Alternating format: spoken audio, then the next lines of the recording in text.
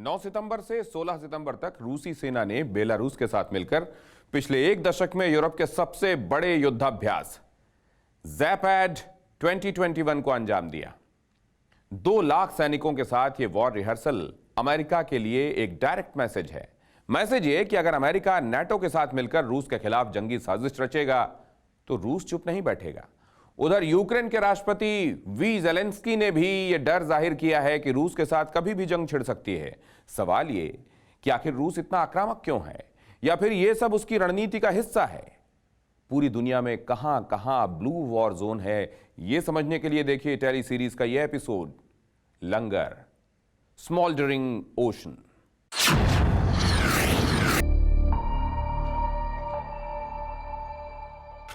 4 जुलाई 2020 नुकत अल comes, Libya.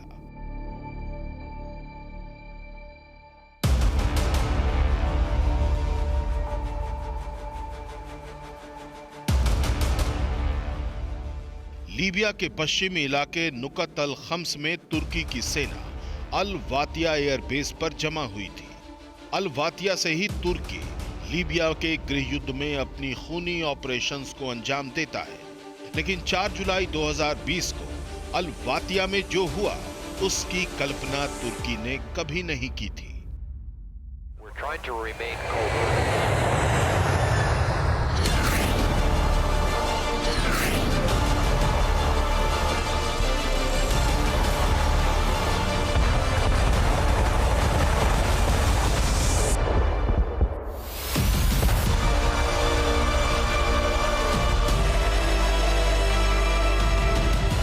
Egypt और France के fighter jet ने अल वातिया पर जमकर बम और मिसाइलें दागी।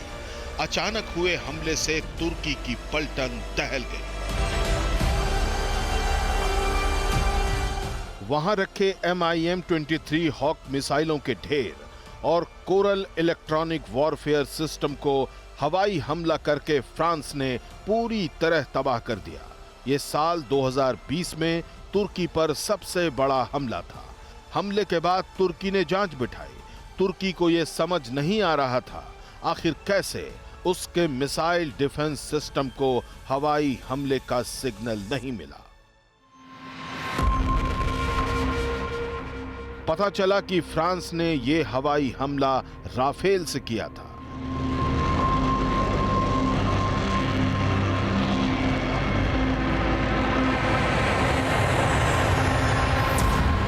राफेल की काट के लिए तुर्की ने लीबिया में S-400 missile defence system activate कर दिया।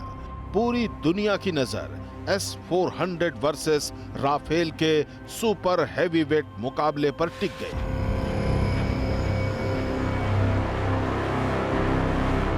लेकिन राफेल के तेवर देख तुर्की बैकफुट पर चला गया।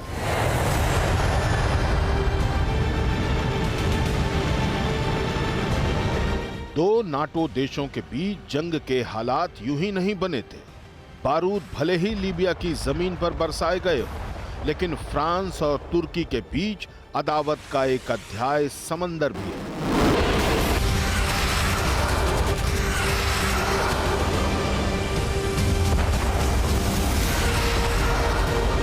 पूर्वी भूमध्य सागर एक उबाल मारता हुआ ब्लू बैटल ग्राउंड है। यहां कब किस ओर से शोले भड़क उठे कोई नहीं जानता। गैस खोजने के नाम पर तुर्की की नेवी ने पूर्वी भूमध्य सागर को वॉर जोन बना दिया है।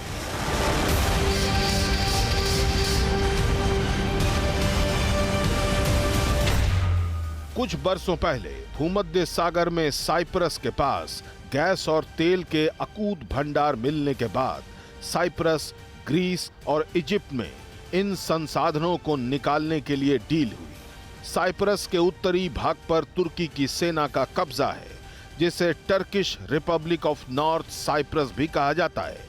पूरी दुनिया में इस नए इलाके को सिर्फ तुर्की ने मान्यता दी है, बाकी दुनिया इसे साइप्रस का ही हिस्सा मानती है।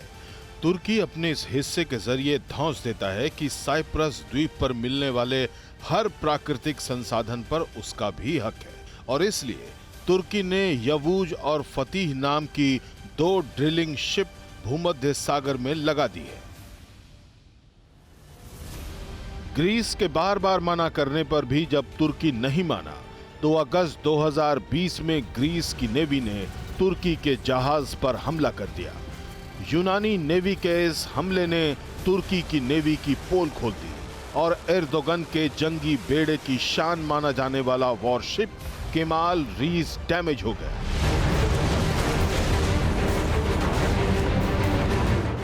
इस घटना के बाद माहौल इतना जंगी हो गया कि यूएई ने अपने F-16 जेट का एक बेड़ा ग्रीस की मदद के लिए भेजा तो फ्रांस राफेल लेकर ग्रीस के साथ खड़ा हो गया। यहां भी एर्दोआन दांत पीस कर रह गए। एर्दोआन इस चुनौती से पार पाए भी तो कैसे? काला सागर और बाल्टिक सागर में नाटो के साथ मिलकर अमेरिका ने एर्दोआन के गॉडफादर की घेराबंदी शुरू कर दी है।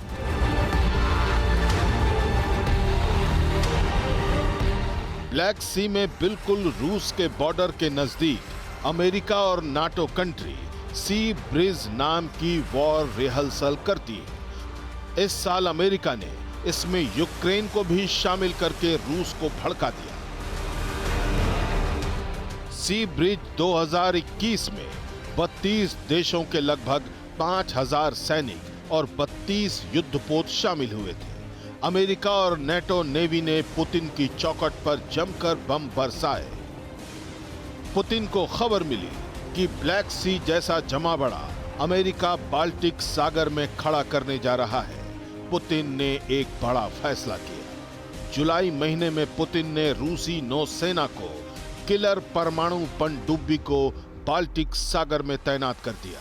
तब से लेकर अब तक बाल्टिक के ब्लू बैटल ग्राउंड में ऑस्कर 2 क्लास की क्रूज मिसाइलें पनडुब्बी अपने साथ कई महाविनाशक मिसाइलों को लेकर गश्त कर रही हैं।